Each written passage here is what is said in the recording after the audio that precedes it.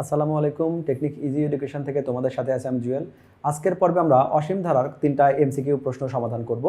আমাদের প্রথম যে প্রশ্নটা আছে সেটা এখানে একটা অনুক্রম দেওয়া আছে যদিও। তো এখানে অনুক্রমটা কিভাবে দেওয়া আছে 1 3 5 7 এরকম করে দিয়ে বলল এই অনুক্রমটার 12তম পদ কত হবে। অনুক্রমটা তোমরা যারা এর আগে এই বেসিকগুলো বা অন্যান্য ম্যাথ করেছে এটা খুব সহজে এই ম্যাথটা সলভ করতে পারবে। তারপর আমি ধারাবাহিকভাবে দেখিয়ে দিচ্ছি। যেহেতু এমসিকিউ আমি খুব যতটুকু শর্টকাট সম্ভব আমি সেখানে করব। এই ম্যাথটাতে আমাদের এ সমান এটা হলো 1, এটা ঠিক আছে। যেহেতু এখানে 2 2 করে বৃদ্ধি পাচ্ছে, একের সাথে 2 যোগ করলে 3 হয়, 3 এর সাথে 2 যোগ করলে 5 হয়, তাহলে আমরা দেখতেই পাচ্ছি এটা একটা সমান্তর ধারা, এটা অনুক্রম সমান্তর অনুক্রম ফলো করছে। আর ভাগ করলে মিলে না, কিন্তু আমাদের বিয়োগ করলে আমাদের মিলে যাচ্ছে। তাহলে এখানে আমাদের ডি এর যে ভ্যালুটা, ডি এর ভ্যালুটা হলো 3 - 1 = 2। ডি এর ভ্যালুটা পাচ্ছি। অনুক্রমের 12তম পদ যেটা দেওয়া আছে, তাহলে 12তম পদের সূত্র হবে কি 12তম পদ। আমরা জানি যদি n-তম পদ হতো তাহলে আমাদের হতো a + n - 1 * d, কিন্তু এখানে তো আমাদের n-তম পদ না, আমাদের 12তম পদ। তাহলে আমরা মান বসিয়ে দেই এখানে 12তম পদ। যদিও তুমি সরাসরি 12তম পদ যখন লিখছো সরাসরি এখানে মানগুলো বসিয়ে দিতে পারতে। তাহলে 12তম পদ বললে a বলতে 1, n - 1 মানে 12, 12 - 1 * d, d মানে হলো 2।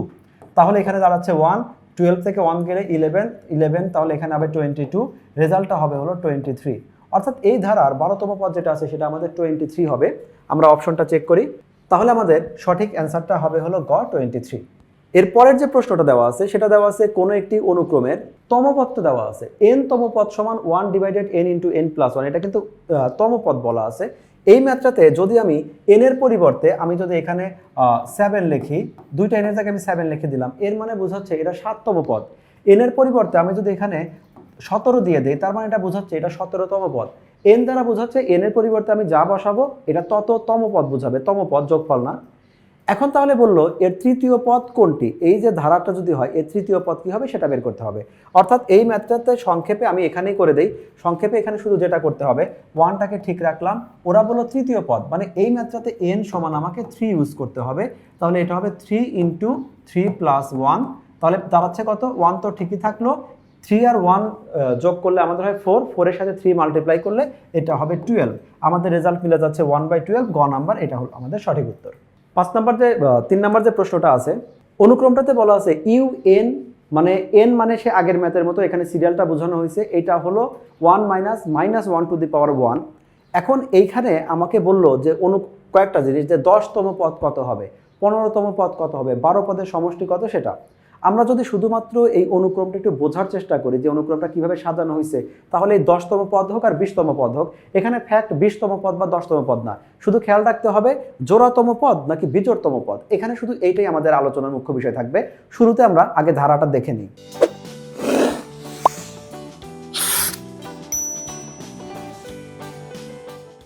যদি আমরা এখানে প্রথম পদ বিবেচনা করি, প্রথম পদ মানে কি, প্রথম পদ মানে হলো যখন আমাদের n সমান 1 হয় তখন আমাদের un কত হবে, এটা 1 মাইনাস এই 1 বলতে আমি এখানে n এর পরিবর্তে 1 ব্যবহার করব।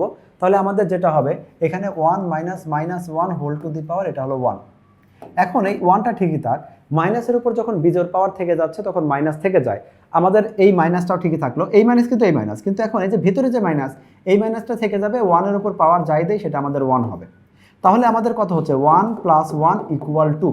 তাহলে আমাদের প্রথম পদ বা n সমান 1 হলে আমার যে পদটা পাচ্ছি সেই পদটা পাচ্ছে 2। তারপরে যদি আমি n সমান 2 দেই, তাহলে আমাদের এটা u2 দ্বারাই প্রকাশ করলাম, এটাকে 1 দ্বারা প্রকাশ করে দেই। u2 মানে তখন দ্বিতীয় পদ বোঝাচ্ছে, n2 মানে দ্বিতীয় নাম্বার পদটা। তাহলে কি দাঁড়াবে 1 মাইনাস এইখানে n এর পরিবর্তে আমাদের -1টা ঠিকই থাকবে, কিন্তু n এর পরিবর্তে এবার হবে 2। 1 ঠিকই রাখলাম, মাইনাস ঠিকই রাখলাম। আমরা জানি মাইনাসের উপর যদি কোনো জোড়া পাওয়ার থাকে মাইনাসটা আমাদের ভ্যানিশ হয়ে যায়, মানে মাইনাস ইন্টু মাইনাস মানে প্লাস, সেই প্লাসে মাইনাসে মাইনাস, খুব সহজে আমরা বলে দিই মাইনাসটা চলে যায়। আর 1 এর উপরে তুমি যাই পাওয়ার দাও রেজাল্ট হবে 1, তাহলে এটা দাঁড়াচ্ছে 0। একইভাবে বাকিগুলো শুধু আমি শর্টকাট একটু দেখিয়ে দেই। একইভাবে যদি আমি এখানে যদি n এর পরিবর্তে আমি 3 দিতাম তাহলে আমাদের কি আসতো, এখানে n এর পরিবর্তে 3 দিলে আসবে হলো 1 - -1 হোল টু দি পাওয়ার 3। আমরা বলছি যে মাইনাসের উপর বিজোড় পাওয়ার থাকলে মাইনাস থেকে যাবে, তার মানে এইটা মাইনাস যদি থেকে যায় তাহলে আমাদের 1 + 1 = আমাদের 2 হচ্ছে। যদি আমরা চতুর্থ পদ যাই তাহলে 1 - -1 হোল টু দি পাওয়ার 4, তাহলে 1 - 1 = 0 হচ্ছে। কারণ -1 টু দি পাওয়ার 4 যদি দেই রেজাল্ট শুধুমাত্র 1, মাইনাস ভ্যানিশ হয়ে যাবে, 1 টু দি পাওয়ার যাই দেই 1 থাকবে, রেজাল্ট হবে 0। তাহলে এই চারটা যদি আমরা বিবেচনা করি তাহলে আমাদের অনুক্রমটা বা ধারাটা কেমন হচ্ছে? এটা হচ্ছে প্রথম পদটা হচ্ছে আমাদের 2, দ্বিতীয় পদটা হচ্ছে 0, তৃতীয় পদটা হচ্ছে 2, চতুর্থ পদটা হচ্ছে 0। এটাকে যদি আরো গুছিয়ে বলি তাহলে বুঝতে পারছি আমরা এই অনুক্রমটা এমন যে বিজোড়তম পদটা হয় হলো 2, জোড়তম পদটা হয় হলো 0, একতম পদ 2, দুইতম পদ 0, তিনতম পদ 2, চারতম পদ 0। তাহলে এখন আমাদের যে প্রথম অপশনটা আছে 10তম পদ 0, 10তম পদ 0, হ্যাঁ এটা সম্ভব, কারণ আমাদের জোড়া পদ 0 হচ্ছে। এই যে 2, 4, 6, 8 জোড়াতম পদ হলেই 0 হবে। আর এখানে বলছে 15তম পদ 2, 15 মানে বিজোড় পদ। আমরা দেখতে পাচ্ছি যে 1, 3 মানে বিজোড় পদ যেগুলো হয়, সিরিয়ালটা এরকম যে বিজোড়তম পদ, বিজোড় পদের যোগফল কিন্তু না, বিজোড়তম পদ সেটা আমাদের হচ্ছে 2। তার মানে এই কথাটাও সত্য। পরবর্তী একটা অপশন দেওয়া আছে আমাদের, সেখানে বললো প্রথম 12টা পদের যোগফল হবে হলো 12। 12টা পদ, এখন খেয়াল করে দেখো যে 12টা পদের মধ্যে আমাদের 0 থাকবে হলো 6টা আর আমাদের 2 থাকবে হলো 6টা।